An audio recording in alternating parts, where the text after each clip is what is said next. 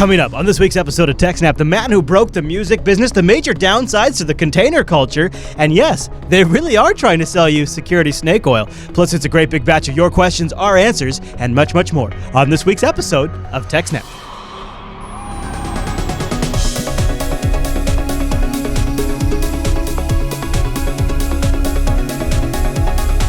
Hi, everyone, and welcome to TechSNAP. This is episode 212 of Jupiter Broadcasting's weekly Systems Network and Administration podcast. We stream this episode live on April 23rd, 2015. This episode is brought to you by our three fine sponsors, DigitalOcean, Ting, and IX Systems. I'll tell you more about those great sponsors as this here show goes on. Our live stream, why, that's powered by the incredible Scale Engine over at scaleengine.com. You've got to go check that out.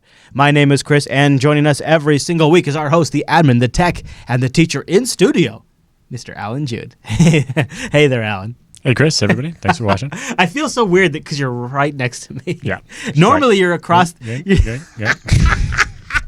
Hello there, Alan. Hello. Normally you're like, what, how many miles apart? Like, I don't know, like 3,000 miles or some big number. It's pretty fun. And normally we would be doing this show remotely, but today we're recording it because Alan's in down for Linux Fest Northwest. And it's like, well, if I'm here, let's knock this stuff out of the park. And this is officially our first episode since our 4th anniversary. Yes. Which is super cool. The text. And I'm ridiculous that we have done 4 years without missing a single episode ever. Boom.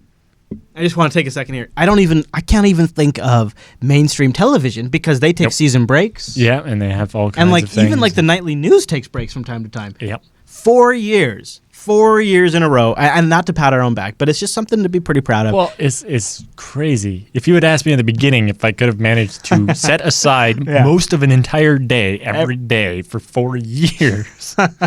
People have no idea. And then somebody had the bright idea of making me do it twice a week. And it was like, I think that somebody was you, actually. No, actually, it was TJ. But, well, for a while I was doing it with you on Sundays. And then I was like, this is too much. I can't do this. And then I forgot that I had said that and agreed to do it all over again. You forget. You stop for a little while. You forget how much commitment it takes, and you accidentally do it again, and then So and then you're doing it 5 days a week or something. It's fun because while we have 4 years of history, there are some stories that are sentimental that really they're sort of key to how things are today, and we kind of forget sometimes the details of some of the most major tech events that have happened, and so it sort of seems fitting that here we are, our first episode after our 4th anniversary.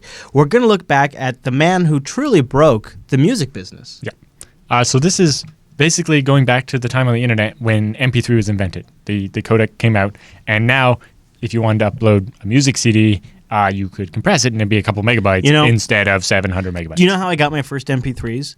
My local FM radio station was just posting the songs they played on their radio station up as MP3s for you to download because they didn't understand there was anything wrong with it. So the first couple of MP3s I got was like, downloaded just from a from the local radio station because they were just, hey, here's the music we're playing, have a download. And it was like Blink and other bands. And cool. Yeah. My first MP3 I tried to play on my 486 and it didn't work because the CPU wasn't fast enough. Yes. And after that, I got into it a little bit more. I had used WAV files before, but they're uncompressed and they were like huge, and I didn't really get into it much of it. When I think of the man, quote unquote, that broke the music industry, I think of some elite pirate who got thousands of CDs and ripped them to MP3s and uploaded them to Usenet or torrent sites. I think of a sophisticated hacker who was aware of trends before everybody else was. I think of somebody who was like the pioneer of the Napster network. But that's not what happened at all, is it? There were basically multiple people that had a little bit of element of each of those different things. Yeah. So this story over at the New Yorker talks about the inside story of one of the major groups that started pirating MP3s. And it starts with the one guy there, Del Glover, who worked at the CD pressing plant. And so basically, the music master would come in, usually like literally in a limo in a locked briefcase, and it would go up into the plant and they would set it up and then start pressing out the CDs that you would buy. And then his job was he was on the feeder side of the shrink wrap machine. So we would make sure the CDs go in and then in the case, and then they would go through, get shrink wrap, and the guy on the other side would put them in a box. Right. And as they were getting shrink wrapped, they were being counted to make sure that none would go missing. Yep. And then those don't fit your ears, do they? No. No. I'm used to my ones that wrap over my Do you ears and hold do you on. have small ear holes or really big ear holes? Biggish? I don't know. Yeah, I think they're biggish. I could grab another. You It got doesn't big matter. holes. Out. Anyway, all right. So this guy was in the unique position of everybody in the plant to be able to steal the CDs without them being noticed that they were gone. 'Cause Right. As soon as everybody after him, the CDs were counted. Yeah. And if one goes missing, they were looking for it. Right. Whereas his job involved actually, he would have some of the rejects and stuff and would actually be in charge of throwing them away. So they're definitely, nobody notices one that we're supposed to throw away didn't go thrown away or whatever. But this guy's smart. He didn't do the smuggling of the discs out of the plant himself. He had other people do it and then would pay them and buy the CDs. So it wasn't as easily to track him, was it? Right. And so the biggest advantage this guy had over the regular pirates and so on was that he would get the music like a month before it would go to the store. Because they're pressing them and getting them all ready and then shipping A them to the premium stores. product, as it were. Yeah. So he would have the latest rap CDs or whatever. Well, originally, the music he had wasn't stuff that people were really interested in. Not people on the internet. Because at the time, back then, the people on the internet were not people that would be interested in, I think the examples are like Sheryl Crow and Rod Stewart and stuff like that. People on the internet were maybe more eclectic. But a couple of years later, Universal bought that plant. And then all of a sudden, they had all the rap music, which is what a bunch of people wanted, right? They had like Eminem and Jay-Z and Dr. Dre and that kind of stuff. Okay. And so this guy's having this stuff like a month early. And so what would happen is he would get somebody to smuggle it out, and then he would buy that CD from them, rip it, turn it into an MP3, and upload it. And then the guy that ran the pirate group was the guy that kept track of which music's coming out, who's going to want it, and so on, right? Because the way the guy that's running the pirate group, he's paying attention to consumer demand, trends, all this kind of stuff. Yeah, and he's really into even the culture of the competition between the rappers and stuff. He truly has a customer base that he's trying to identify with and satisfy. Part of it was that he was just interested in it as himself, right? He was a consumer of that particular music himself. Of course. So he was very into passionate. the fake rivalries and stuff between the gangster rappers and so on. So anyway, the guy that was stealing the CDs from the plant wasn't really that interested in music. So he would upload them, and in exchange, what he got was access to what are called the top sites. So basically, if you think of the hierarchy of how piracy works to be an upside-down tree, the top site at the top is the stuff where all the originals of everything go. The root. And then they get filtered down to other stuff. Yeah. And filtered down to other stuff. Yeah. And then nowadays, once you get down to 2 or 3 levels, that's when eventually somebody posts it to a torrent site. Yes. So one of the interesting things is most of this is still how the pirate scene works. Part of it is, you see the little group names at the end of every pirate release? Yeah. Yes, of course. Like Control HD or whatever. Yeah. Well, when one of the groups releases something, nobody else can release the same thing. So if you get there first, you get all the credit for that release. Really? Yeah. So I didn't know it worked if it's a cap of a TV show, if you do your release, everybody else that's scrambling to try to do it too, they have to just give up. Now, if there's something wrong with yours, then they can nuke yours and replace it. Because a lot of times I'll see different groups release the same thing. Yeah, but usually it can't be exactly the same thing. So one group will do the 720p, right? One will have another will do 1080p, SD. and one will do Blu-ray with DTS audio. Or something like that. Yeah. But in general, unless there's something wrong and it gets nuked, then the first group gets all the credit. Right. And that's basically one of the only reasons they do it. Okay. It's they're not making any money off of it. It's the pride of being the first. Yeah. Yeah. And that's where the genesis of the whole thing came from back in the day, partly even before the internet. So a lot of these groups existed on the old BBS days where there was also the job of courier, whose job was to dial in one BBS, download the files, dial into 4 other BBSs and upload them. And this guy got access to the files early because he would be in charge. He would have the long distance phone bill for couriering the files. Yeah. And have to, he would spend money on a fast modem and take stuff. the risk too. Yeah. Yeah. And there's the whole. So anyway, the guy in the story would get access to the top sites, and then he would download movies, and then he built a couple of duplication towers and was spinning out DVDs like crazy. And so selling them. if I'm tracking you, dude sells music CDs in exchange for access to pirated movies. So he's so then he can sell the pirated movie discs in the parking lot of the gas station, apparently. Oh. But part of it is because A, he liked movies better, but also B, this way there was no suspicion of he wasn't ever selling music, only movies. Yeah. So the people at the CD distribution plant never looked at they never got a hint of what he was doing. But if they had, it wouldn't have been music, and they wouldn't have thought of him as being the guy that was leaking the CDs. Because there's just no correlation there. Yeah. Huh. But anyway, the article here goes in very good detail all the way through the system. Yeah, and about the ISPs he jumps around through. And the how the IRC channels worked, and the leader of the group, and how that the mistake they made there was actually using like cell phones to talk to each other. Yes. And yes. So eventually the FBI got in and raided these guys, and the guy in the story got a couple of months for one minor charge. Mostly got off in order to testify against the leader, but the leader, they didn't actually have enough evidence. All they had was the fact that he had the first guy in his cell phone as just the letter D, and apparently, only that guy ever calls me that or something. It was a very loose correlation. And then one other thing, I forget what it was, maybe one of the CDs or something. I forget what it was. Well, he had released. It says here he had released a pre-release album that was like only available at his specific area, so they knew it was somebody from his area that released that, and they tracked it back to him from there. But I just mean what the second piece of evidence they had against the leader. Of the MP3 pirating group. Yes, the leader of the pirating group ended up getting acquitted because the government didn't have enough evidence that it was actually he was the guy that was the leader, because he was just an online profile. But anyway, it goes in lots of good detail, and it's just very interesting, especially if, like me, I was like 13, watching this stuff happen on IRC and knowing a little bit about it, but not that much. Yeah. And then in college, I one of my classmates was actually a courier, and so he had access. And so, he was always the guy to talk to for stuff, because he always had it before, torrents just started to come out like my very first year of college. So when I was in high school, and I said that radio station was posting the MP3s online. Yep. Because I worked in the IT department as a high school student, the next logical conclusion was, well, I like these songs, but everybody else in school likes different songs. We should all get together and share our songs. And I created... I've never really said this on air because I think it was probably illegal. I created a public FTP site on the school district's network because everything had public IP addresses. Everything did.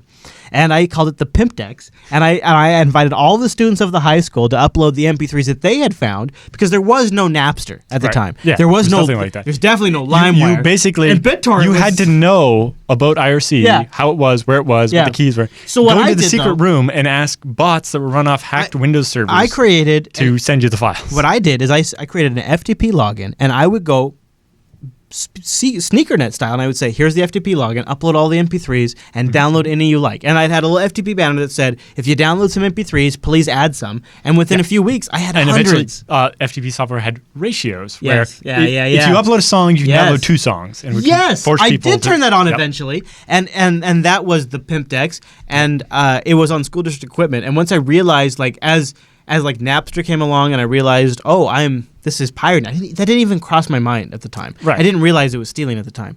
And so when I did shut it down, one of the students made like an image backup of it, and then ended up posting it online later on. I was like, oh no, that's not what I intended at all. Yeah. But what I learned from that was there was a genuine passion for people to share that kind of stuff. Yep. And it was the early days, well before there was... but anyway, that article goes into a lot of good detail. It's just a really good story. Yeah.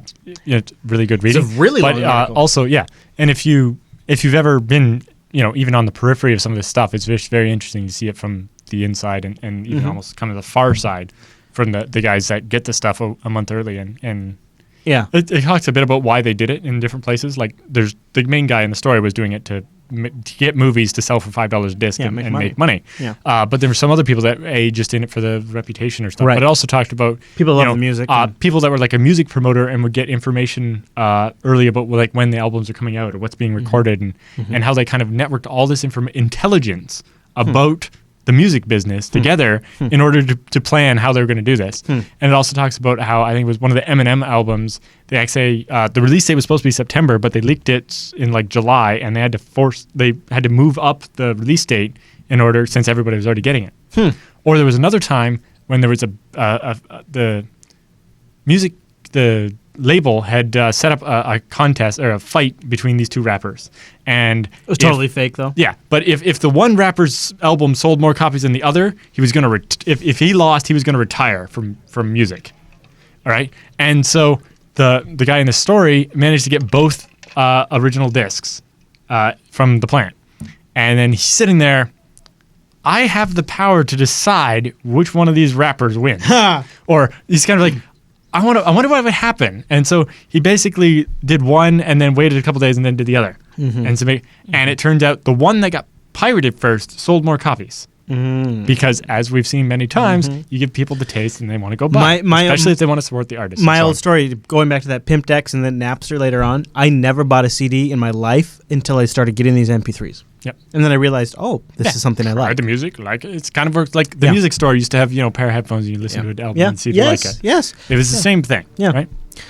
So anyways, especially back then when the MP3 quality was not nearly as good as what you would get from a CD. It would sound like, kind of like ass. It's fascinating to be sitting at this point and look at this and be, that is now history. Yeah.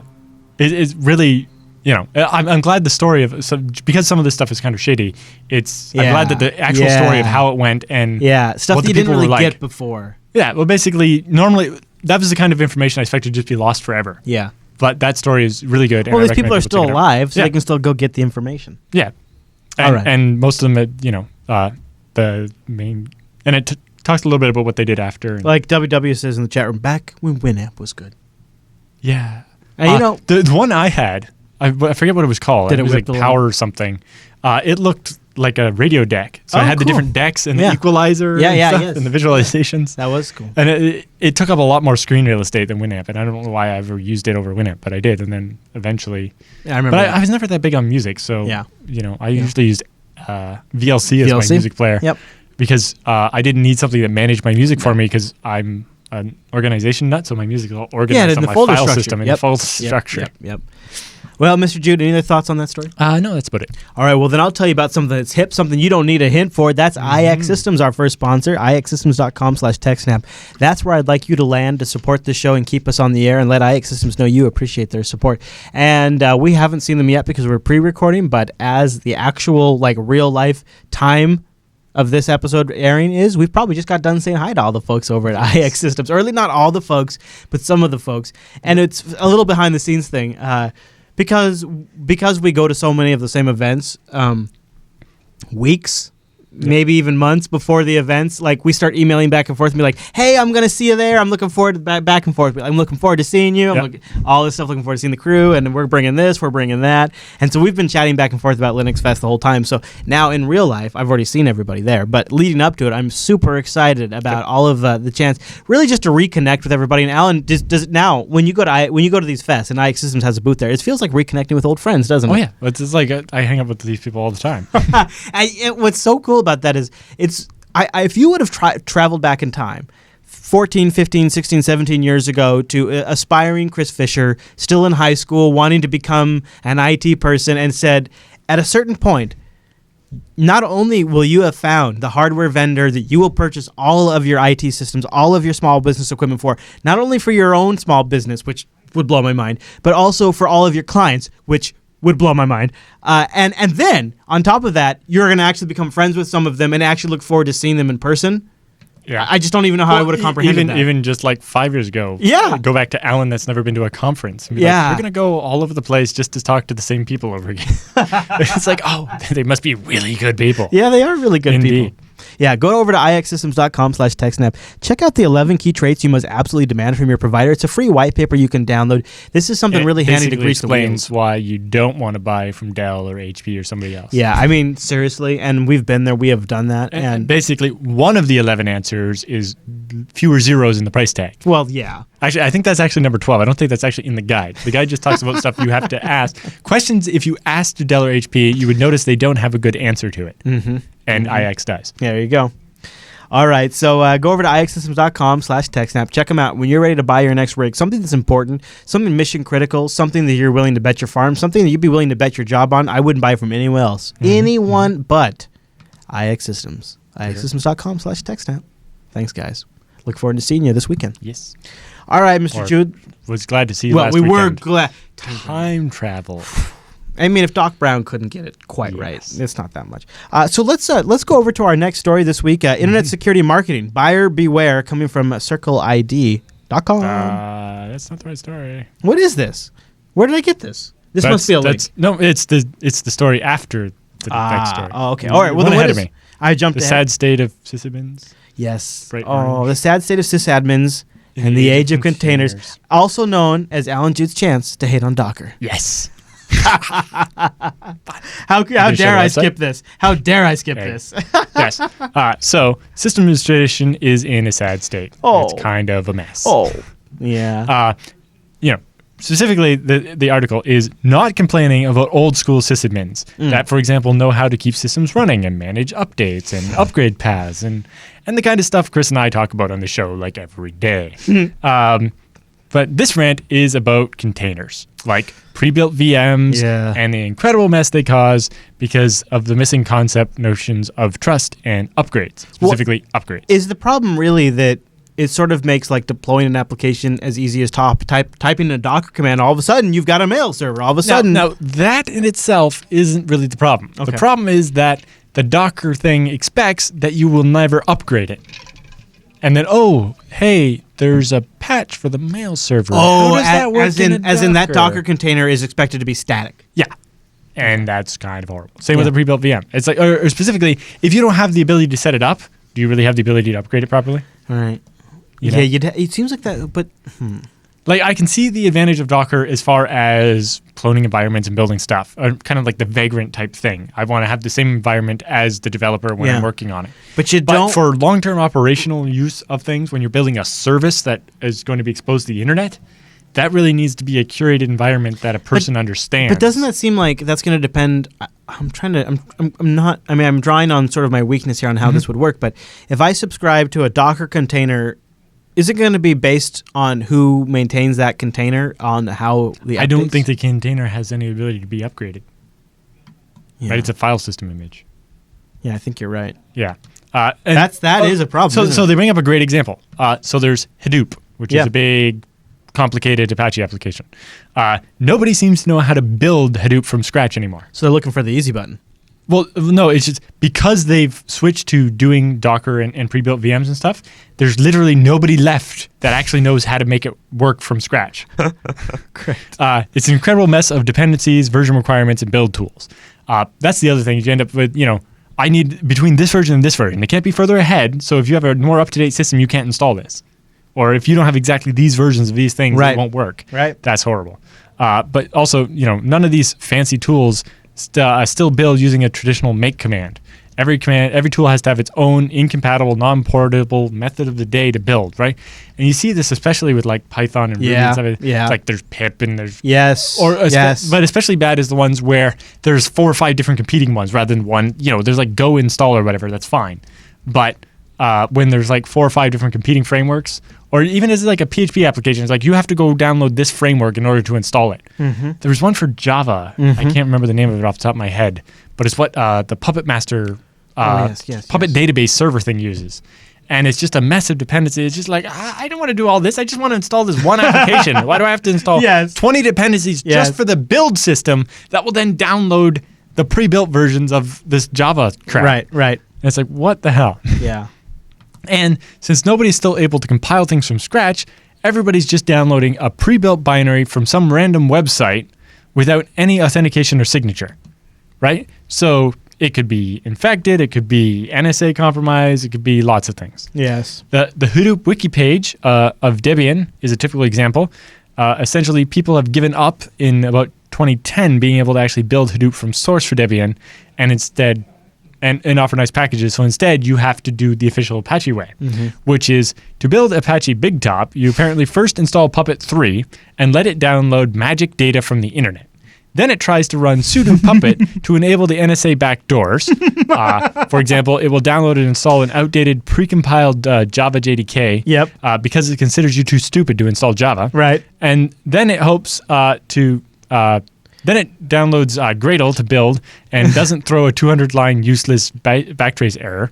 And then he's not joking, by the way. Yeah, and then eventually it executes the command bash -c wget a .deb file and then execute it and extract it. Yeah. So and I'd be willing to run that. It runs that as root. I'd be willing to bet. But more importantly, if you look, it's not using dpackage to install that package. It's extracting it.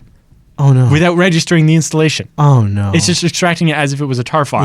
And splatting the files on your file system, not registering it in the package manager, where you can properly uninstall it, where you can upgrade it, and it's tracked as part of the system. That's so horrible. right? Like it says here, no, that doesn't even install the package properly. It just extracts it into the root directory, allowing it to overwrite any files it wants and to conflict with other packages. Ugh. And if you look there in the wget, no HTTPS at all. No. The NSA could easily intercept that and fill it with crap. Right. And so instead of writing a clean modular architecture, everything these days is just morphed into a huge pile of interlocking dependencies. And, last you checked, the Hadoop class path, which is where it loads all the Java jars, contains over 100 dependencies.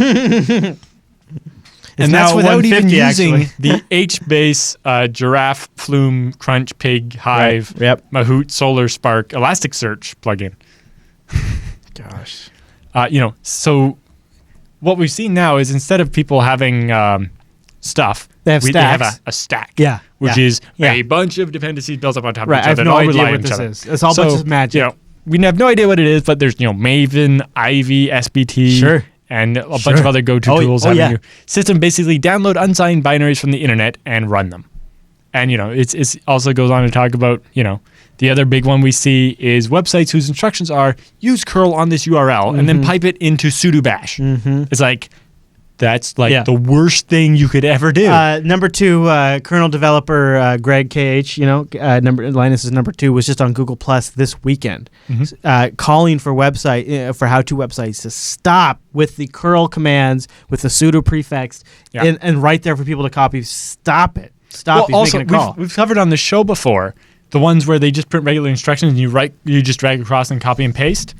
Where when you actually do the copying, it changes what you copied. Yes. Remember that one? Yes. So it's like you copy and paste some innocuous echo commands, and instead it's adding a new root user and sending your IP address to some remote server so the guy can log in. Stuff like that.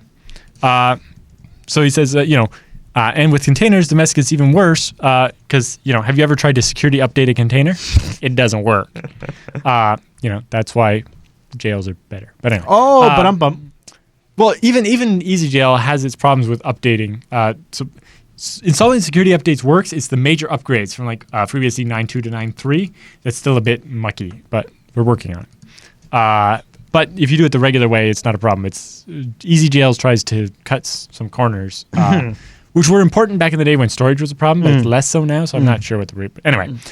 To the author of the article, he says that the whole way we do containers now feels like downloading Windows shareware in the 90s. Which in the 90s, the program would just nag at you, whereas once we got into 2000s, it included spyware and adware. The Ask toolbar. Yeah. So he asked, when will the first Docker image appear that contains the Ask toolbar? Or the first internet worm spread by a flawed Docker images? You think? Yeah. The Ask toolbar, probably not, but something that has some problem. It affects all Docker machines or containers of or some just popular somebody Docker. uploads an image, and every person who installs it, their machine starts being part of a botnet. That's pretty freaky. Yeah. Or what I'm looking for is, one of those ones that has the instruction where you go to some website and you do the curl thing or that Debian thing, and then they let their domain expire because they don't do it anymore.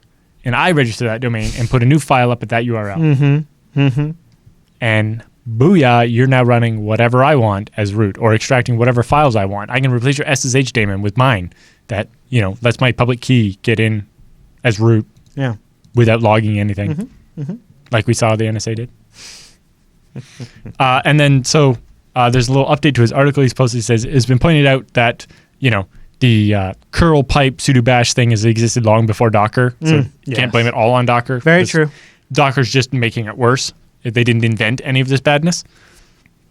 They just sort of baked it in, didn't they? They baked it in. So now it's pretty much mainstream to download and run untrusted software in your data center.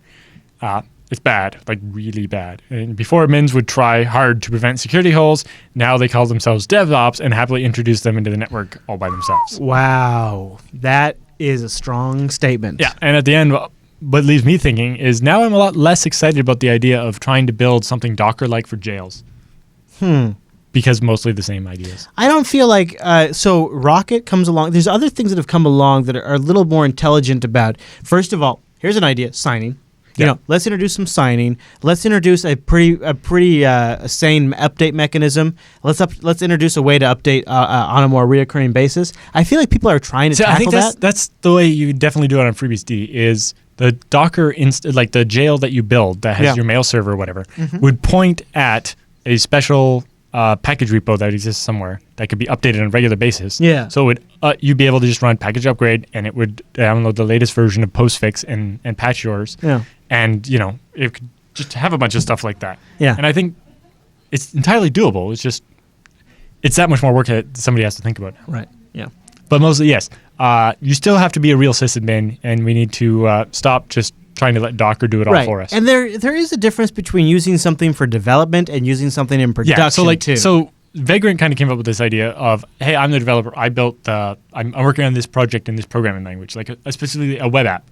And so the people that want to help me build this web app are not sysadmins. Yeah. So they're not going to be able to install their own Apache, set up the PHP the right way. Yeah. So I make this Vagrant recipe, and anybody can get exactly the same environment with the same versions of everything that I have. Right. That's great for development, but it's not good to be what you deploy into production on the internet for people to poke at.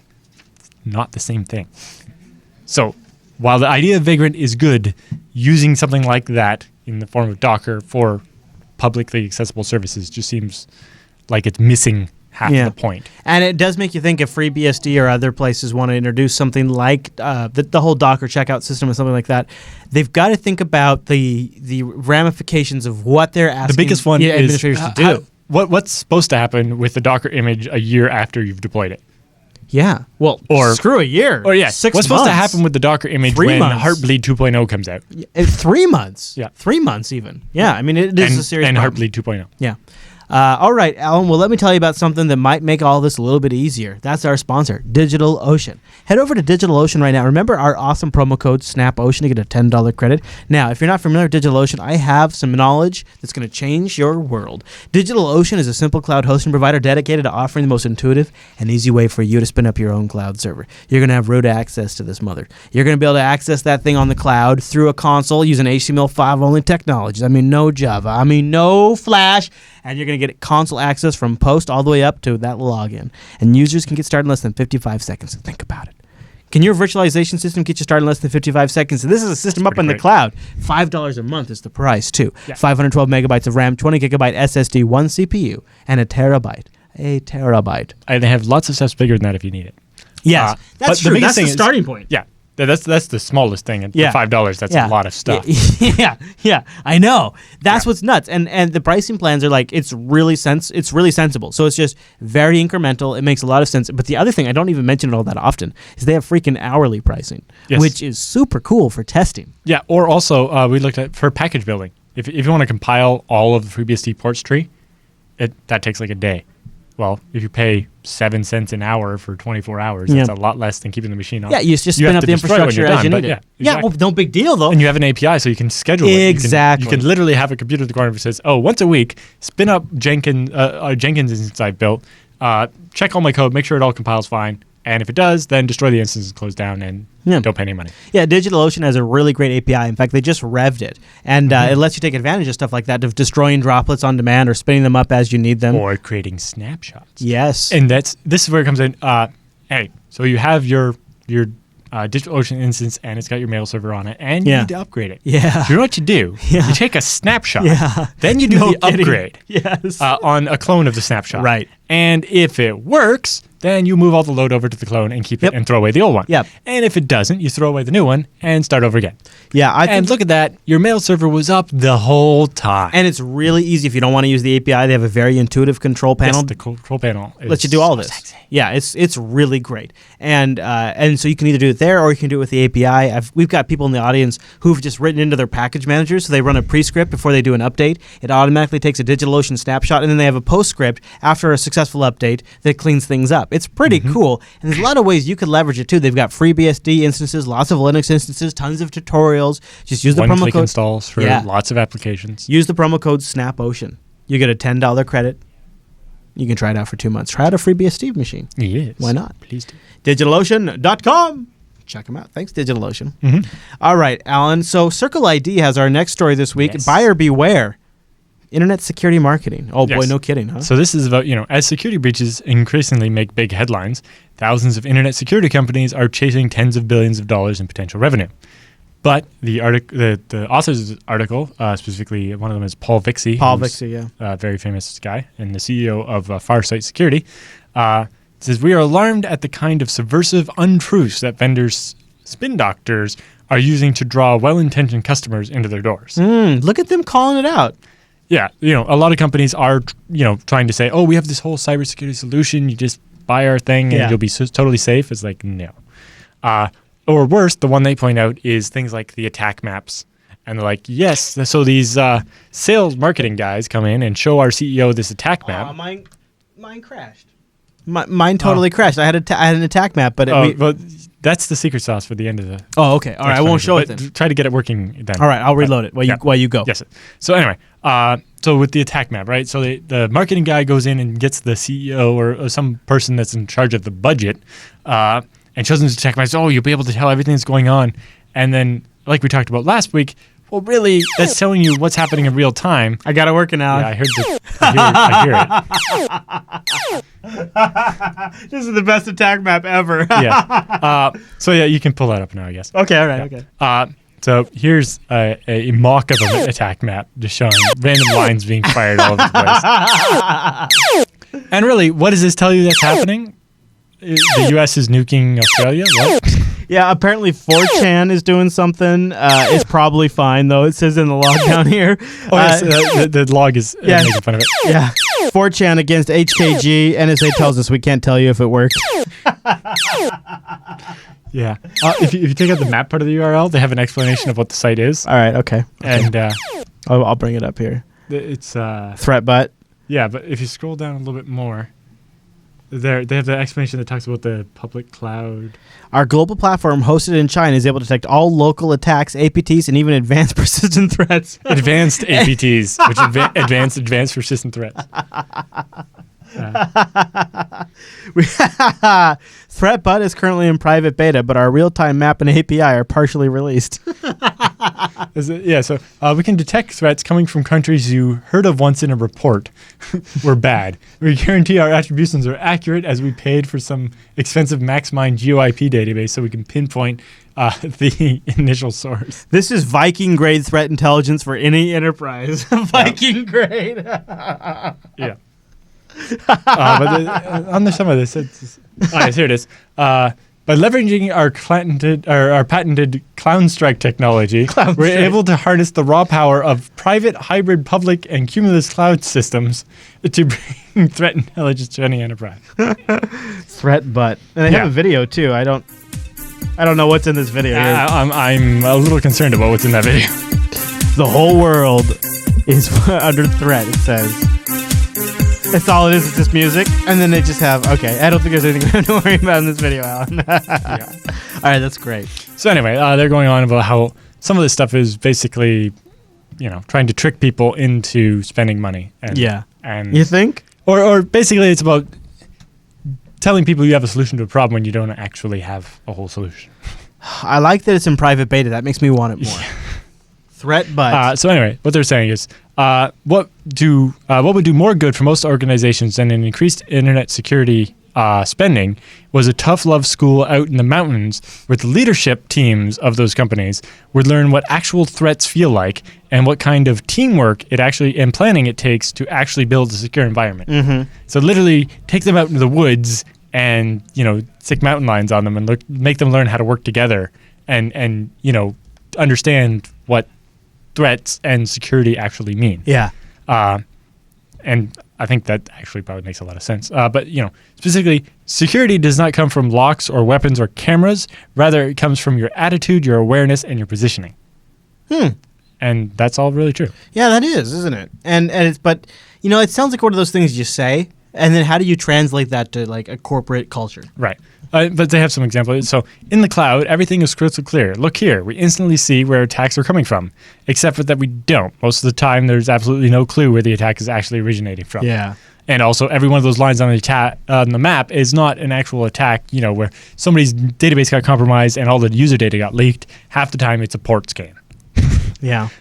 In the cloud, we can neatly distinguish between benign user behavior and attack behavior, except for that we can't. It's actually one of the really hard problems to solve in information security. Mm-hmm. You can't tell whether that's that user accessing that file or if that user's account's been compromised and they're accessing that file. Ooh, or, is it is somebody accessing my Google account from Japan because I happen to have flown to Japan for a conference, or is it because some guy in Japan has taken over my account? Hard to say. And also, in the cloud, we have instant knowledge and visibility when an attack occurs, except for that we don't. Like, we really don't. The latest statistics say it usually takes around 200 days to discover an espionage-style intrusion. Yikes. Right? And 200? so, yeah. That sounds about right. Like, if it's the Chinese APT guys and they got in and stole your files, you don't find out until they use the data for something. True, yeah. Right? I guess like, so. That's how they didn't delete the files. They point. didn't break. When they're purposely trying to be stealthy, you don't find out about it right away. And, yeah, what good is that attack map if the line doesn't show up until 200 days after it happened? Yeah, very true, very true. Yeah, so in the end, you have just as data can be sold as intelligence, a lot of security technologies are being sold as a security solution rather than what they are, which is just a very narrow, focused appliance that does one thing and only under best case scenario type things, right? So you buy this super firewall, and sure, it protects the network against the certain things that the firewall is programmed to stop, but it doesn't stop anything else, and so it's not a whole solution to solve all your security problems forever, right? Usually, at best, it stops the types of attacks we know about at the time that product was built, which will be at least a couple of months, if not years, before you buy it. Yeah, very true. Too many of these appliances do unfortunately not easily integrate with other appliances, or with the rest of your security portfolio, or with your policies and procedures. Unless you're buying every one of your appliances from the same vendor, maybe then they'll work together, but usually even then, not so well. Whereas if we had something where we built kind of a platform and had all these different pluggable modules that were doing stuff and working together and sharing data in a common format or something, we might actually be able to build something that has more security. Yeah.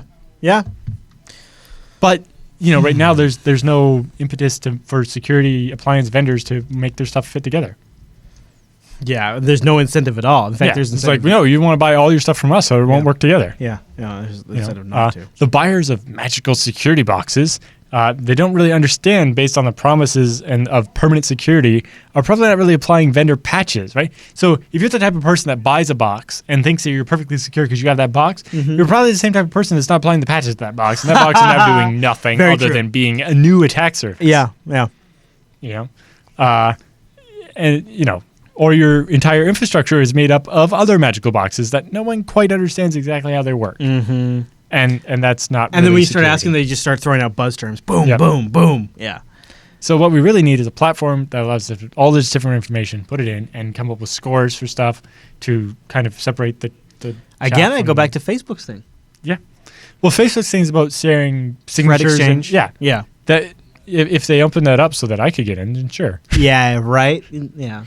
Well, right now it's like Twitter, Facebook, and Yahoo, and a couple of people. The elites. It's like invite only. Yeah. Doesn't do us a lot of good. Doesn't do us. When it's but at the same time, I can also understand that. Like when we talk about the bug bounty thing, if we get a bunch of people in there and they start just spamming. I know. Like the one I definitely see is somebody hooking up their thing to just basically spam the data from that attack map into the API or something. And then that's a bunch of noise that's actually making it hard for them to actually pull out the useful information out of the threat exchange.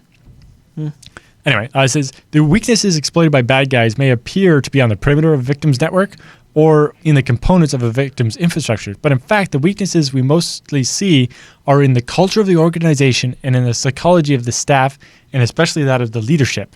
And no security solution wrapped in a black box can actually solve those problems. Right. Those are people problems. Yeah, that's true. There is no silver bullet in internet security. There are no ways to kill the monster in a way that it will stay dead. Even if we solve every security problem that exists today, there will be new ones tomorrow. Yeah. We in the internet security business look for current affairs and learn from how to detect and prevent those attacks. Right. But how do we predict, detect, and prevent the attacks that haven't been invented yet? Right. But rest assured, there's no end game, and we put one bad guy in prison for every 100 or so bad guys that joins the field every month. There's no device or method, however powerful, which will offer a salient defense for more than just a short time. I disagree. I disagree. What's that? The TechSNAP program. It's not a device. But it is a mechanism for which we can provide defense against these threats. That's Well, we can tell you what the new ones are starting to look like. We can't really tell you what the ones that aren't invented No, yet. but in a way, isn't that better? We have predicted a couple things. Yeah.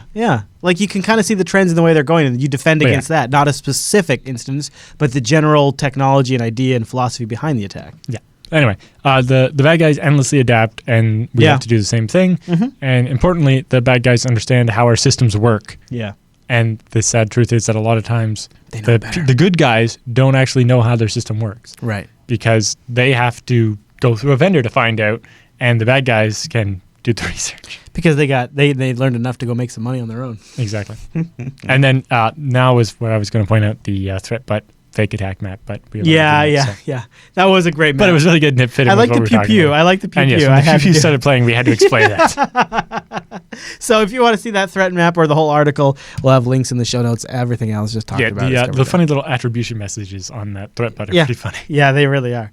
All right. Well, then I have one last thing to talk to you about before we jump into the feedback segment, and that's our great friends over at Ting. I'd like you to go to techsnap.ting.com right now and go check out Ting. It's mobile that makes sense. It's mobile that's done differently. There's no contract, and there's no early termination fee as a result of that, and you only pay for what you use. And this is really nice. You can have as many devices as you want because it's only a flat $6 for the line. So just add the device as you need it, $6 per line, and you only pay for what you use. Ting will take your minutes, your messages, and your megabytes, and they'll add them up at the end of the month. Whatever bucket you fall into, that's all you have to pay. That's Ting. That makes sense, doesn't it? You probably ought to try it out. Plus, now, Ting has GSM and CDMA networks, so you can bring more devices than ever. If you go to techsnap.ting.com, you get $25 off your first device. I'd like you to go to techsnap.ting.com and click on that How Much Would You Save link. Go over there and plug your usage in there and just get an idea of the difference you could save over 2 years. I'd be surprised if you wouldn't be able to buy a new laptop every 2 years with your savings. How do I know that? Big difference. I've been a Ting customer for more than 2 years.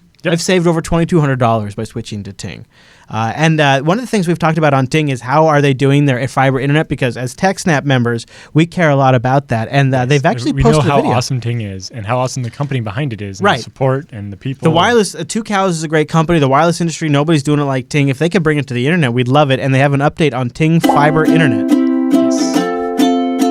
DLister70 on Reddit asks, how's the Ting internet project going? It's going well, and I appreciate you asking. The reason I say appreciate you asking is I think most people understand that that we're not going to be offering internet service to half the country anytime soon. We're not going to be offering internet service to 10% of the country. I think there are people who are looking at this and hoping it comes to their town, and I think there's a lot of people who are just kind of rooting for us, and we genuinely appreciate that. Right now, it's there's sort of two key things going on.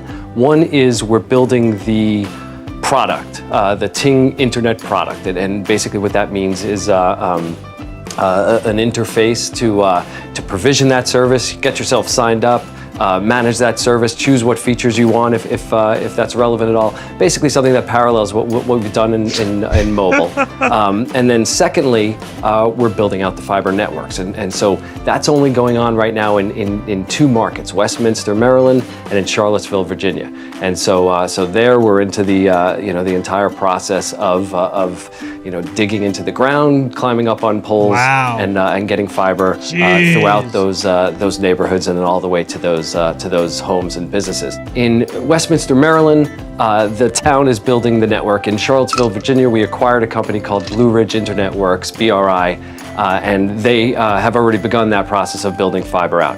So pretty soon, the supply of fiber comes together with the interface, the front end product, and we start to get people signed up, and we can't wait. And then I guess the next step after that is we get good at it, we provide a good experience, we start to get confident that we know what we're doing, and we start to look to build out from there.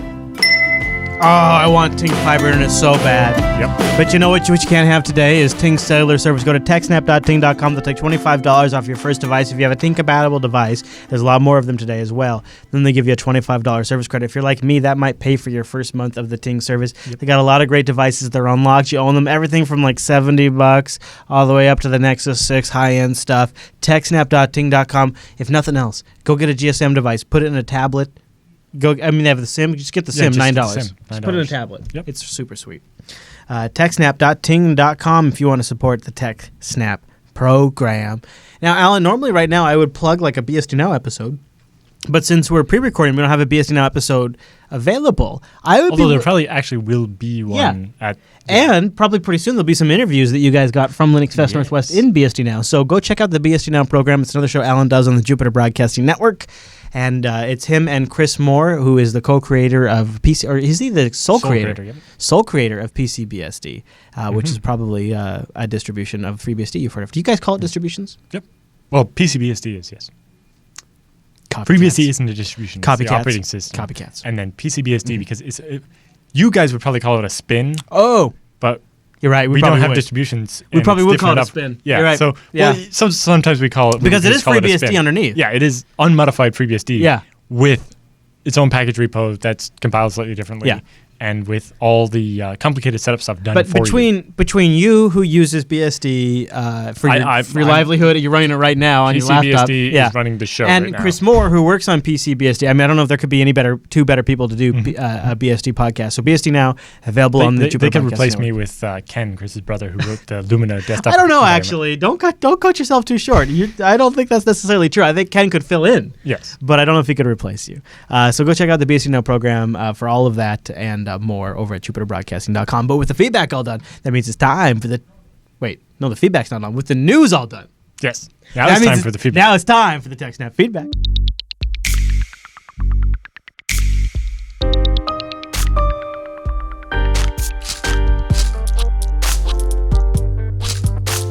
Thanks for sending your emails to TechSNAP at JupiterBroadcasting.com or popping that contact link at the top of the Jupiter Broadcasting website, or even better, starting a sub... No, nobody did. None of you. Well, it would be great, theoretically, if somebody created a thread over on our subreddit, over at techsnap.reddit.com, because... That's where a lot of the ones this week came from. They just came from last week's subreddit. Yeah. Well, and actually, there was a question that the subreddit answered so well. It's like, well, we don't really need to answer it now. They handled it. We probably should have thrown it in the roundup or something just so that people have the answers. We may still. Mark writes in with our first email about preemptively changing the key. I do backups to a remote site. Before the backup leaves my computer, it gets encrypted with a key. It hasn't happened to my knowledge so far, but let's just say in theory, somehow this encryption key gets compromised. Can I re-encrypt with the new key all the remotely backed up data remotely? Or do I need to download them all, decrypt all of that data, and then encrypt it all with the new key, and then upload it again? Are there any good strategies for changing the key of an off-site encrypted backup so that the remote site doesn't get any of the real files? Like changing the password, say, from time to time. Thanks for the insights. Regards, Mark. Well, for a compromised key, not so much. For just changing the password from time to time, it can be. Generally, what you're doing when you're encrypting files like that is you're not encrypting the files with your password. You're encrypting with a big random secret key that you then encrypt with the password. So then you use the password, you get the key, and then you use the key to encrypt the files. So you can change the password that's used to encrypt the key without having to re-encrypt all the data. Right. But if you want to re-encrypt the data, you have to re-encrypt it all. Now, depending Which on does your trust mean level, downloading it all. Yeah, well, depending on your trust level of the remote side, you might just issue the commands to re-encrypt, but most likely you don't trust the remote side, otherwise you wouldn't be encrypting Well, and in the most first likely, place. aren't you just getting like basic file access too? Yeah. So my solution would be use TarSnap, but otherwise, you basically have to re-download or throw away your old backups. Yeah. Don't let the key get compromised. This and don't have that problem. This is a seriously good consideration about remote cloud backup. Yeah. So I'd say the best use case normally is have a schedule for when you're going to rotate your keys, like say once a quarter, and you keep the old key, but everything. So on the first 3 months of the month, you encrypt with key 1, and you keep that key. But on the beginning of the 4th month, you use a new key and everything. Yeah. And so then when you're done, when you're ready to age out and get rid of the backups from the first 3 months. You can just destroy that encryption key, and then it doesn't matter that the cloud backup company has your files from 3 months ago because no one has the key now. Right. You've destroyed it. Right. As long as you're not paying for the storage. Oh, yes. You tell them to delete the files, but you don't have to worry if they actually deleted them or not. Right. Because they don't have the key. Yeah. But yes, so to help mitigate damage from this type of thing, it'd be best if you rotated your keys like every 3 months so that in the event of something like this, you can isolate the damage to like 1 3 month window. Okay, Jose writes in with our next email, and he says, I run a small coffee shop. Over time, my shop grew, and so did my assortment and services that I provide with that. Excuse me. Now that I'm also offering a place where customers can also sit and drink coffee. I'm not tech savvy, but I'm trying to do everything that is possible myself. I will learn also I said I also want to provide wireless access to the internet to my customers. Not that they necessarily need it, they probably have data plans, but it's a nice extra and a reason to come to my coffee shop. Here's my concern. Is it enough and is it safe to use VLANs in my coffee shop, or should I physically separate the cables and switches for open guest wireless and closed network for my business? Do you want to stop right there? Yeah, we can start with that part of the question. VLANs will be good enough. The only way around that would be to get into the management interface of the switch and change it. And normally only VLAN 1 has access to that management interface. In the implementation of VLANs, would there be... would you have them do different network segmentation? How would you utilize Yes, the different VLANs would have different subnets. And then eventually, I guess you were going to have to bring it together into one router. And that's where the trickiness gets. If you have a random off-the-shelf D-Link or something, it's not going to want to have two different network segments on it. Yeah. Do you think for just raw simplicity, it might be better to physically separate them just so that way it's sort of a foolproof design? It's less likely of you making a mistake that way. Yeah, that's kind of what I was getting at. Yes.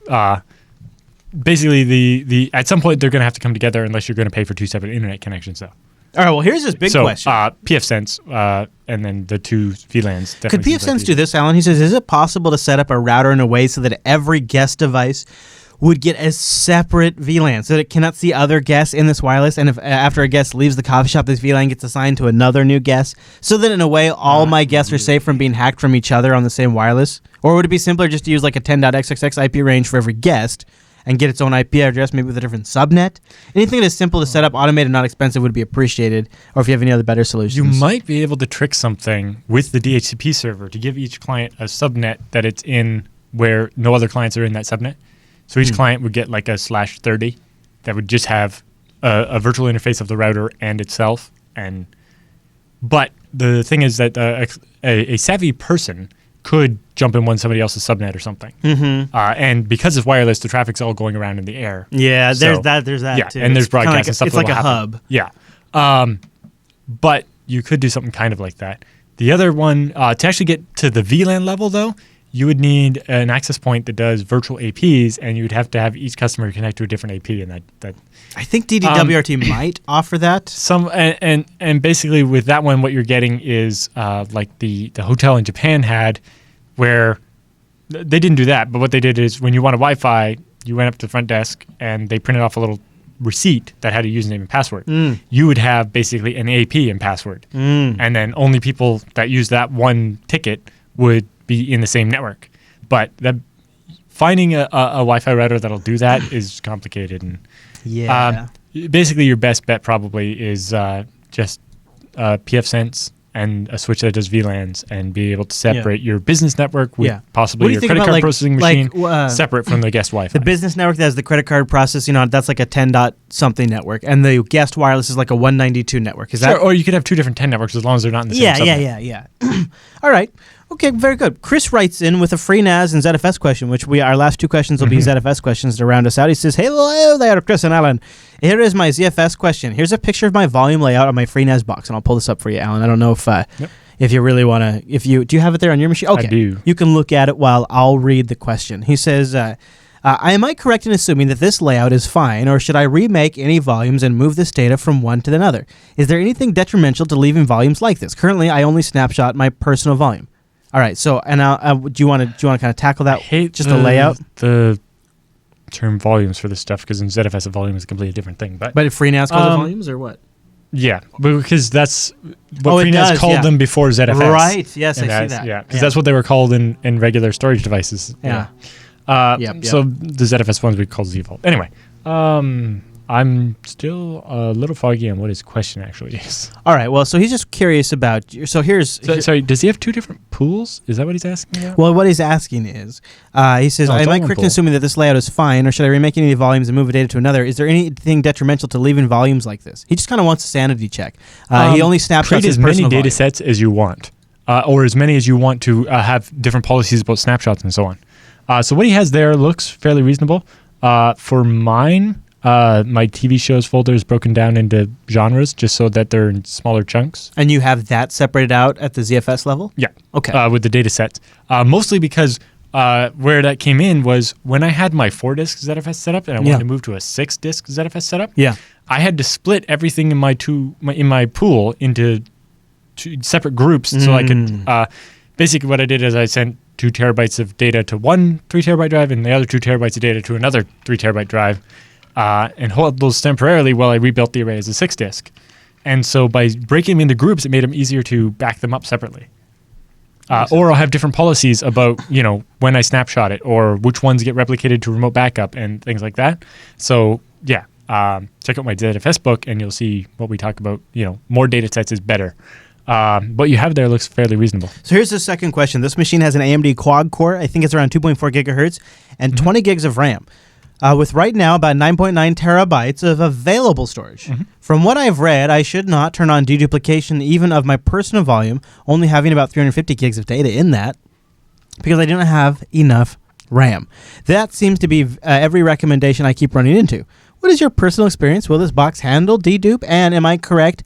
Do I need to move the data off and back on to use it now that all the volumes have it turned off? Thanks, guys. I learn something new every week. Naylor in the chat. When you turn on dedupe, only data written after you turn it on will be deduped, so you would have to move everything off. Okay, so that is a thing. Or what you would do is create a second data set or volume called personal new or something, and turn on deduplication and then copy all the files over, and then they would get deduped, and then you could delete the old one. Right. But yes, dedupe, you don't have enough RAM, and you really probably don't want to do that. Like, no matter how much stuff you have in that personal folder, your dedupe ratio is probably going to be tiny and save you only a tiny bit of space.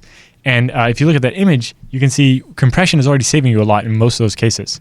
And so compression is more likely going to give you everything you want. And compression always makes, especially with LZ4, compression makes your data read and write faster, where deduplication makes your data read and write, makes it write a lot slower, and even reads can be slower. You're much better off not using deduplication, using that RAM as cache and making the files read and write faster instead. Really? Deduplication almost is never worth it. Yeah. Like, even if you have virtual machines that are all running Windows and have almost a lot of duplicate data, if the blocks don't line up exactly the same, they're not going to get deduped. And so it's like, in the ZFS book, we have examples of how to do the test where you can say, all right, ZFS, take this data set and tell me how much days I would actually save from deduping it. And the answer is usually not very much, and the amount of RAM it's going to take is a lot. Like, it takes approximately 400 bytes of RAM for every single block. And depending on your block size, that could be 4K, right? And, you're talking a lot of data broken down like that. That's huge amounts of RAM. All right, so... And the other thing is that the amount of RAM used for dedupe is metadata, right? And so metadata, by default, is limited to 25% of your RAM. So even if it was only going to take, 8 gigs of your 20 gigs of RAM, well, you are only 5 gigs of your RAM is available for dedupe anyway, because it's of the metadata limit. So it seems, and so even 20 gigabytes of RAM, even in a best case scenario, that's not going to be enough RAM. So it seems pretty solidly. Even on my machines that have 128 gigs of RAM, I still don't use dedupe. There you go. All right, our last ZFS question. The book talks about, at zfsbook.com, talks about what you need to look at if you really want to do it. But most likely, you're going to end up hating yourself. So don't. All right, there you go, Naylor.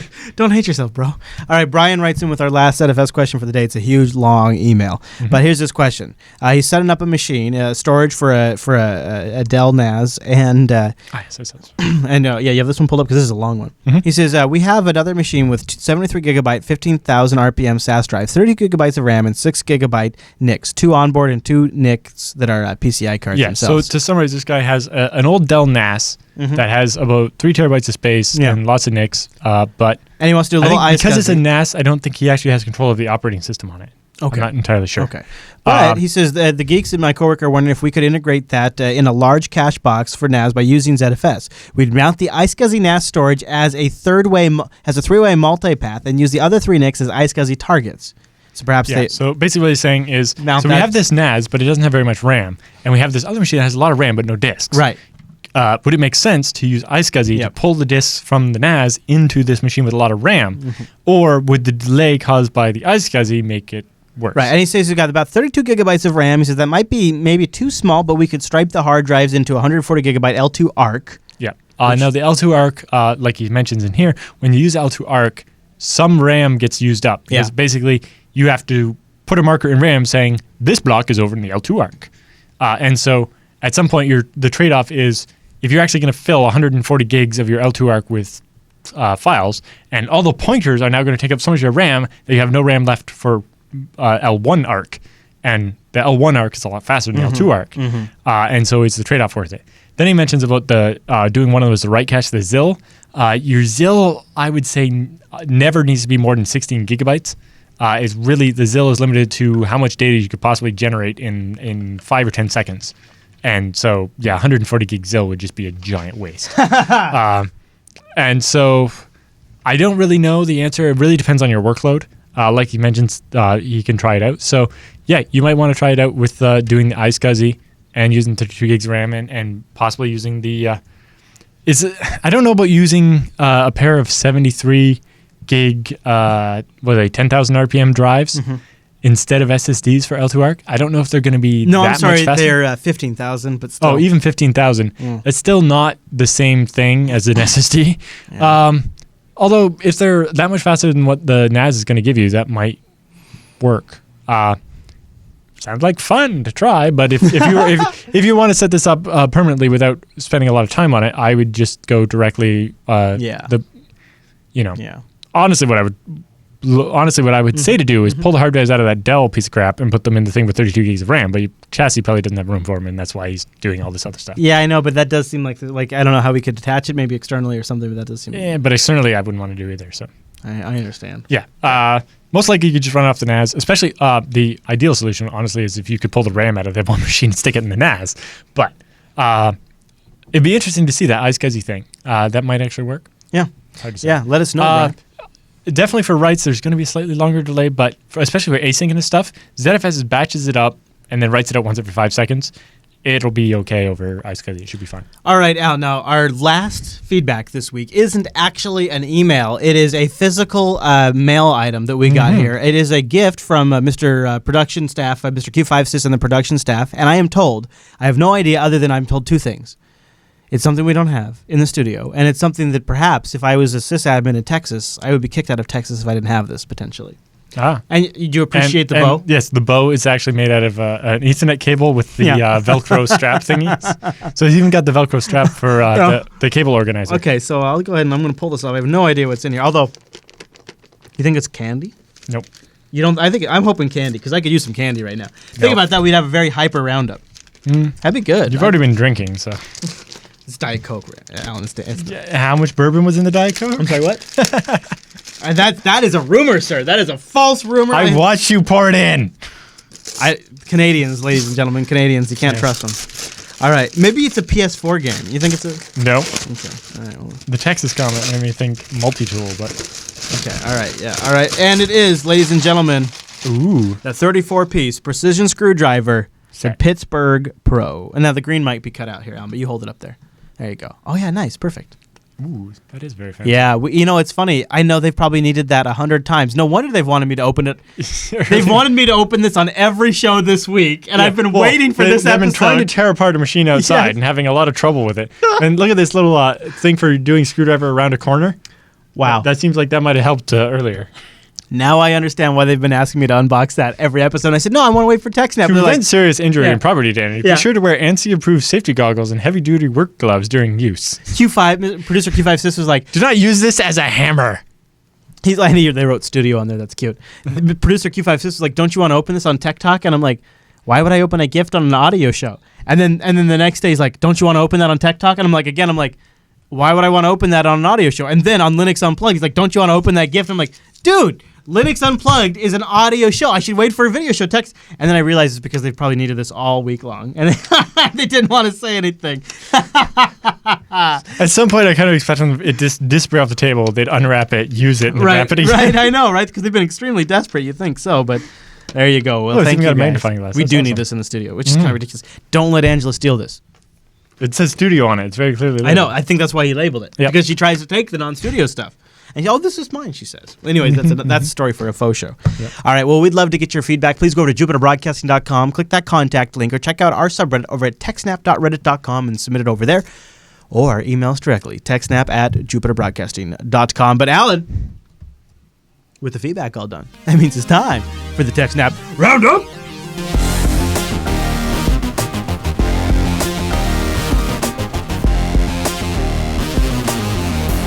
Welcome to the TechSNAP Roundup. Yeah, that's what that crazy music means. Now, the Roundup are stories that just didn't fit at the top of the show, but we still like to give you some links to follow up on your own. And a lot of these links came from a brand new subreddit that I just launched between the break. You've never heard of it before. It's called techsnap.reddit.com. It's the new hotness. Why don't you be one of the first members to sign up? Go to techsnap.reddit.com to make this show better. And a lot of these links were powered by that brand new subreddit. And Alan, our first story from techsnap.reddit.com, for God's sakes, is evil Wi-Fi kills iPhones. We actually talked about this story last week, but it didn't have a cool name. Yeah, so when we talked about it last week, it was like, oh, here's a list of other patches for iOS that went into the recent security fix. Well, it turns out one of them was called evil Wi-Fi. And it's the one, remember, we said certainly specially crafted TCP IP packets with an incorrect one of the headers or something with blue screen iOS. Well, it turns out you can use it on iPhones and iPads too, so you can go walk around on the Wi-Fi broadcasting this packet and cause all the phones to just die. Oh, no. Well, so I'm sure Apple will have a fix. Yeah, so this is a denial of service triggered by manipulating... Oh, this one's slightly different. Denial of service triggered by manipulating SSL certs sent to the iOS device over Wi-Fi. Specially crafted data will cause the apps or possibly the operating system to just crash. Womp womp. That's not so good.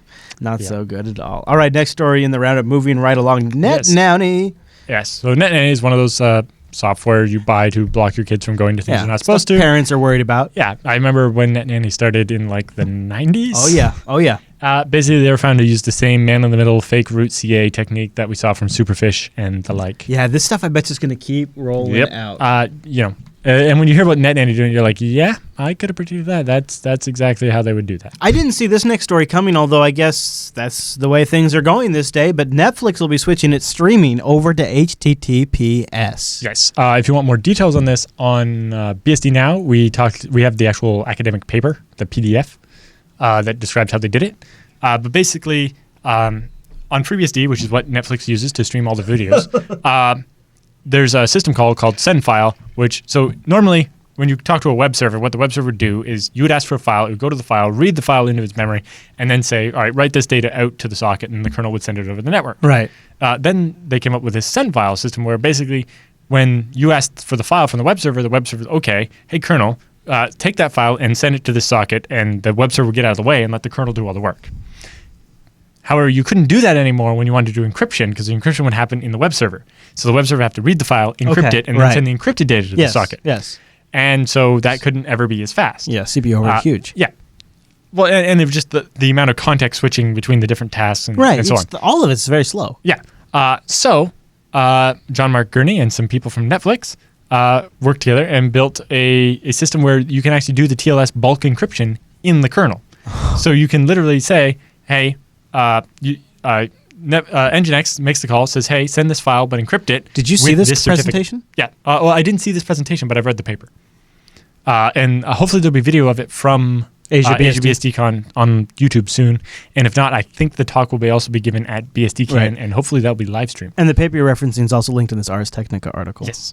And so it's all there. But basically, Nginx says, hey, send this file, but encrypt it with this SSL key. And the kernel does all the work. That's incredible, Alan. They've managed with commodity, like regular medium-end Xeon processors, to push 40 gigabits per second of encrypted traffic out of each machine. Yeah. And a couple of years ago... encrypted traffic. Yeah. A couple of years ago, it was a big deal for them to be able to send 10 out of one CPU machine, or out of a dual CPU machine. Jeez, you tell me 40 gigabit of unencrypted traffic, and I'm impressed. Yeah. That was the milestone like a year, 6 months ago or more. Yeah. And then that's when they started on this work. And as you can see here, the file doesn't ever actually go through Nginx. Nginx just makes the call and says, hey, read this file and encrypt it with this SSL key. And the magic happens and the files go out. And it's super fast. And of course it'd be Netflix that would push this, right? And there's extra work still to be done that will make it even faster and even stronger. It would be them that needs this. Mm-hmm. All right, Alan, A World of Tanks grand finales behind the scenes. Now, why? Yeah, why so this is, they're basically having a giant esports tournament, right? It's a competition for a video game. Okay. But the article covers the IT setup stuff they had to do to make it work. Yes. Including, there's going to be like 12,000 attendees at the event. They have like 120 computers or something like that a set massive up. live stream. Yeah, they have like 50 different people that are going to be on the live stream. 4.3 million viewers. Yeah. On the last one. Yeah, on the previous one. So they have 28 on-air broadcasters plus about 50 additional TV staff. They had Look to at set this: 170 computers, 1.13 gigabits of bandwidth, and 16 cameras. Yeah. That makes Linux Fest look easy compared to that. up. Plus, that's 16 cameras like regular full, and then there's 14 player cameras, which basically where they're pulling the screen from Right. the player while they're playing. Right. And it basically goes into the whole IT setup they did Gosh, for, that's awesome. and I've heard about some of these for like LAN parties and conferences before, but this one's doing like video awesome. production of a video game tournament. Super and I cool. just thought that was pretty cool to see, what kind of setup goes into doing an event like this.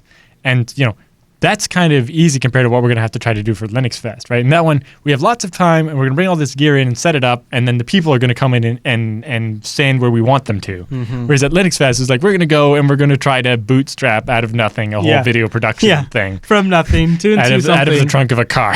Yes, and old busted Hackintosh parts that we're converting to a Linux rig. Yeah. So it wouldn't be a TechSNAP episode without maybe an occasional Android security issue from time to time. Yep.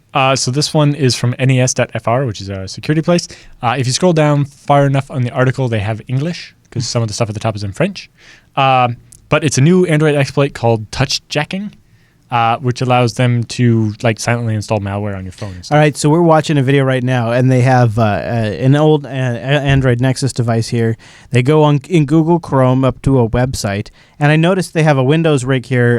They're in Google Play Store and they're Yes. installing an app. Yeah. And The NACS, and it didn't ask for any special permissions. right, But in the background, just it's looks actually like- getting full root permission. and it just looks like an innocent app in the Play Store. Yep. And so about 1 megabyte with no special privileges. It's got screenshots and all of that kind of stuff. And so now they open up the app, and looks like he gets an invitation. He clicks on the invitation, confirms the invitation. And now if you look over on the console where he appears to have a PuTTY window open to a Linux box with a Python script running server.py, you see the botnet server starts and the Android machine now connects to the botnet server. The application on the Android device closes, and now he is controlling the Android device from the Python script on the Linux box. Mm-hmm. And there's no indication on the Android device. Now when he picks up and starts reading a text message, he starts typing a text message, he goes back and he's reading his SMS messages. Now over on the computer with the Python script. That looks like a bunch of the text from his messages and Yep, stuff. and he's pulling up the contacts too right there. That's him pulling in the contacts. Look at that. Yep, and you can actually read the contacts off the remote phone. Yeah. Yeah, and he's And just got find the out- location. He's got Yep, the he knows longitude and latitude. reading the GPS on the phone from his computer. And he just he pops that into Google Maps, of course, and just pulls it right up on Google Maps. And this is an app that was just right out of the Play Store. That it didn't ask for permission to access GPS or to send data over the network. It was just saying, nope, this is an app doesn't require any special privileges at all. Yeah. Well. That is a bit of a scary concept, but yeah. And it says that can lead to compromise of any Android device, even the most current. With they tried on the Nexus 5 with the current revisions of Android. So we'll have a link to more information about that in the show notes. Okay, Alan, hacking Facebook accounts with the Reconnect tool. Hey, there you go, Yeah, it's everybody. like Facebook Connect, but it's called Reconnect. Okay. And I guess, it must use like the Facebook login system? Yeah, and it exploits a flaw in the cross-site request forgery protections, and boom, Perfect. hijack Facebook accounts. Perfect. I loved this next story. I'm glad you caught this one. FBI and the TSA warn airlines to watch out for Wi-Fi hacks. It's just going on and on, Alan. This Yes, scary in and scary. particular, as we talked about last week. Last week? No, 2 weeks ago. No, what we actually said earlier today, which was last week. Oh. They're talking, and what we said 2 weeks ago as well. The GAO issued this report warning about the chance of people hacking planes' avionics from the in-flight Wi-Fi or the in-flight entertainment system. Yeah. And from our sources, who are actual pilots that fly actual airplanes and not people that write reports for the government, the avionics are not connected to At the all. in-flight Not Wi-Fi, even 'cause wired that would together. be stupid. That'd be and really no dumb. one is that stupid. And really obvious. And really even dumb and obvious. People that don't know anything about computers know not to wire a critical flight management system to a public Wi-Fi network. Yeah, and specifically the warning the FBI and TSA are sending to airlines says, report any suspicious activity involving travelers connecting unknown cables or wires to the in-flight entertainment system or unusual parts of the airplane seat. I don't know. I've looked around my airplane seat, and I didn't see any random Ethernet ports I don't have any Ethernet under my seat or something. No, I've never had Ethernet. Do you know what's under my seat? The feet of the person behind me or their luggage. Yeah. There's no Ethernet ports in there. No. And if there were Ethernet ports and they connected to some part of the plane that I wasn't allowed to connect to, why are they under my seat? I celebrate when I get a headphone jack, let alone an Ethernet port. An Ethernet port, I would literally be blown away by an Ethernet port. I would be blown away by an Ethernet port. What I was concerned by was the in-flight entertainment system has a USB port for charging your phone and stuff. Yeah. When I plugged my Kindle into it, my Kindle asked me to please eject the device from the in-flight entertainment system before it'll there's a data connection there. Something. Because, when you plug your Kindle in, it tries to sync with the computer first, and it says eject if you just want to charge, because it won't charge. So I couldn't charge my Kindle because it was trying to interface with the computer, which I'm guessing was probably running Windows or something. Lame. Although I couldn't actually, I need like a... Why would they even have the data I need one of those USB phone condom things that gives me only the power, just so that I could charge my bloody Kindle. Yeah, that's my true. cell phone charges fine. It doesn't try to connect to it, so I don't know. All right, Alan. Our next story. The other things they had were report any evidence of suspicious behavior following a flight, such as the in-flight entertainment system that shows evidence of tampering or being the forceful removal of the covers for any of the network connection ports. So I guess if you actually pry the back of the seat off where the TV is, you might find the network connection the TV uses, which goes to a NAS that's full of movies for you to watch and probably doesn't control the airplane. What are you retarded? No, I make sure I put my Plex and flight management software on the same rig. Yeah. Also, report any evidence of suspicious behavior involving aviation wireless signals, including social media messages with threatening references to onboard network systems like ADS-B and ACARS and air traffic control networks. So the airline should be watching everything on Twitter to see if anybody says anything about some acronyms. Because that means they hacked it. Nothing says feed the trolls like actually paying government employees to watch them. Well, in particular, this is the government asking the private employees of airlines to do this because the government can't be bothered. Also, review the network logs from aircraft to ensure that any suspicious activities, such as network scanning or intrusion attempts, is captured for further analysis. So, how can you tell if someone does an Nmap, someone somehow connects to the in-flight entertainment system, I guess with in-flight Wi-Fi, and does some Nmapping, how do you tell which seat they were in again? Oh, you can't. And so what... How about just don't put anything on the network you don't want people to see, and then, problem solved. Oh, wait a minute. Oh, we already did that. Oh. So it's really not a problem at all. Yeah. Are you ready for the next roundup story, sir? Ridiculousness. Yep. This blog post has been getting some attention for a little while now. I quit what really goes on at Apple. This is an employee that... had left Apple. Yeah. And, although he wasn't actually a developer. No? What was he? He was a support person. Oh, okay. Anyway, the title of his here is Why Steve Jobs Motivated Me to Quit Apple. Yeah, I do like that. So I read through this because we broke it down on Coda Radio. Okay.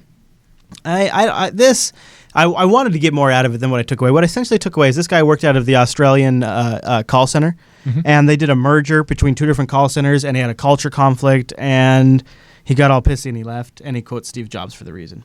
But what I take away... I should have actually read this before putting it in the roundup because that's nothing I care about. I know. Sorry. Well, no. It's actually not that bad in a sense because it gives you a little bit, in a way, if you think about it, a behind-the-scenes perspective of what it's like to be a support person at Apple, which kind of matters for our audience because these are the people we rely on when we buy Apple products and have to support them. So I actually think it's not a bad reference. It's a little bit long, so I would just say go check it out in the show notes if you guys want to read it. Because it is a little bit of a call to action in a sense, and a little condemning, and it gives you a little insights to Apple corporate culture. I wouldn't want to have to work in a call center, and I feel sorry for people that have to. Yeah, I know. Because I don't think most people would choose to. You know, I've heard from a couple of different folks that say by live streaming, they become better developers. Thinking different by live streaming your coding sessions. Even Notch does this. Okay.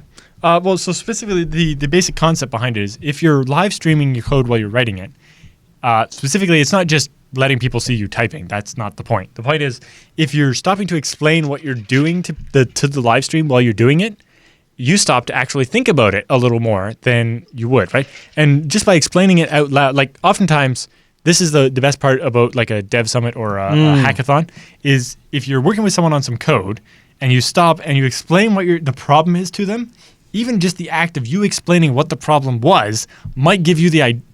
Just thinking about it that way gives you the idea of how to solve it. Yeah. And if not, they might have the idea. That's why my wife takes credit for like 70% of the major breakthrough technical solutions, because she'll try to help me with them, and as I'm explaining them to her, I come up with the breakthrough. Yep. And she's like, "You're welcome." And I'm like, "But okay, all right, you're right. You were here when it happened." And so by live streaming your coding sessions and actually narrating what you're doing, you're thinking about it more, and I think that can lead to more secure code because you're actually thinking about it and explaining why you chose to do things a certain way, and makes you actually think about it a little more than you would if you were just writing the code as fast as you could, kind of thing. I like it. Let's check it out. Yeah, I don't know. ITworld.com has the story linked in the show notes. I might do that someday. Joshua Corman tweets the vicious circle of DevOps, and he has a picture of This it. is virtuous, as in the good virtuous side. Oh. The opposite of that. You know what? I was so biased that I was just glance reading it, and I wrote vicious. I read vicious. So this is how you're supposed to do DevOps with security. So step one is you publish version configs to your source code management system. This is how we do it at Scale Engine, right? Rather than just having configs floating around or whatever, we have each config has a version number, which is basically based on the date, and an increment counter, so that when we make multiple changes in a day, which happens especially when you're making changes, sometimes there'll be a week with no changes and then a day with 20 changes. Yeah. Anyway, so you have that, and it goes into source code management so that it's easy to roll back to the previous one and to tell what you can do diffs and see what changed. And you use the blame command to say who added this line to the config and things like that. Then two, you have a central master server with all the gold configs. For us, that's our puppet master. Right. And then you have auto config propagation and enforcement on all the endpoints. Okay. That's the puppet clients. They pull the gold config and they apply it to their system, and they make sure that if the system is out of exactly what that configuration is, they will change the machine to be into that configuration. Then you have monitoring and alerting with centralized logging. That's Nagios. And centralized logging, like Logstash or lots of other stuff, or remote syslog, all that kind of stuff. And then the last one is event-driven self-healing from configs. So that's the part that we don't quite have yet, but that's, when something breaks, you figure out what the problem was, and or more importantly, your monitoring system can figure out what the problem is. And I guess we do kind of have that. So what we have at Scale Engine for that is our load balancer, which is monitoring all of our servers. And as soon as a server's not, it's over capacity or it's not working or whatever, it changes its DNS config to remove that server from the pool and starts redirecting the traffic. So what you're saying, Alan Jude, is you do DevOps. DevOps sec. Yes, because I write code, I do operations, and I have to do the security. DevOps sec. I have to do everything. Yeah. You're a full stack DevOps sec operator. No. Yeah. DevOps sec, full stack DevOps sec, fashionista. Alan, everybody tries to have the best. Everybody, damn straight, this is the best API, no question about it. But before you go out there and make the world's best API, you first have to have at least 10 security considerations, according to this blog post. Yeah. So this is Gunter, right? Is his name? Yeah. Gunter Peterson, I think, or Pedersen. I'm not sure. So number one is obviously you need to implement a model approach controller architecture so that you can control what people have access to, and make sure there's no loopholes where somebody can get access to information they're not supposed to, and so on. Then you have to know and contain your assets. What are the parts you don't want people getting access to, right? Then the biggest one is design for malice. Assume your users are going to try to access information they're not supposed to. Assume they're going to try to put in data that will break things. Yeah. Assume that they're going to try to send too many files per second or too much data or all the different things, right? Or use BitTorrent. Or when you're trying to watch a movie remotely, have Steam running, updating all the things. Yeah. Monitor for flaws and look for API tags as they're happening, right? You want to make sure your API is working. Well, you got to make sure that somebody's not doing 1,000 requests a second to it. We find this on our Scale Engine API sometimes users not caching stuff. Or the biggest one was the one they implemented our viewer counting system where it shows how many viewers are on. Yeah. Except for each viewer was doing the AJAX call directly. So basically, if they had 1,000 people on the website, they were getting once every 30 seconds, all 1,000 people were trying to call the API instead of them just caching it for 5 minutes at a time or something. Then you have to think about mobile and beyond. This is the one that's caught out. We've talked about a lot of these, like the PayPal mobile app and a bunch of other mobile apps, where for the mobile app to work, they basically made backdoors into the API, and then somebody else figures out that backdoor and can access the information. Because they bolted it on later. Yeah.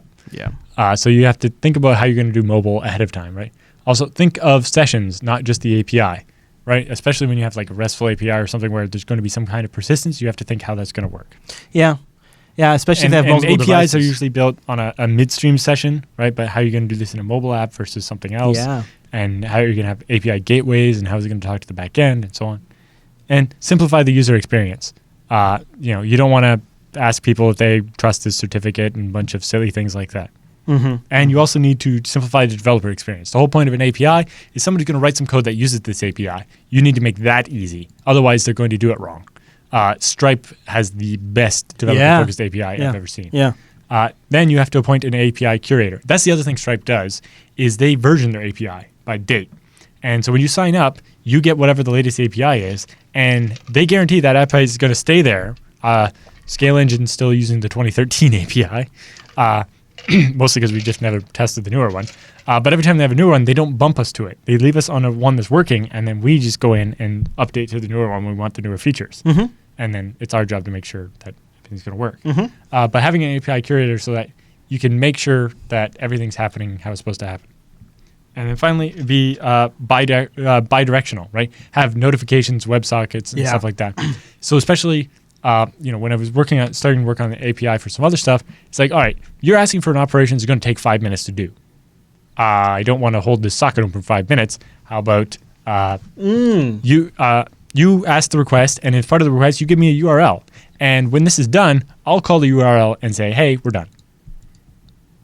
Especially at Scaling, we're looking at doing transcoding and encoding a video for people. Ooh. And so for that one, it's going to be here, please transcode this file, and here's the profiles I want. And I need to know when it's... And then at the end, we're going to call you back and say, all right, this version's done. Yeah. And then this version's done. And then this version's done. Yeah. And that's going to take however long. And some of those could take like 20 minutes to It's going to be different for depending on the length of the source material and everything. So we want to notify you differently about each one because, the lower bitrate one will probably be done first or whatever. That's really cool, Alan.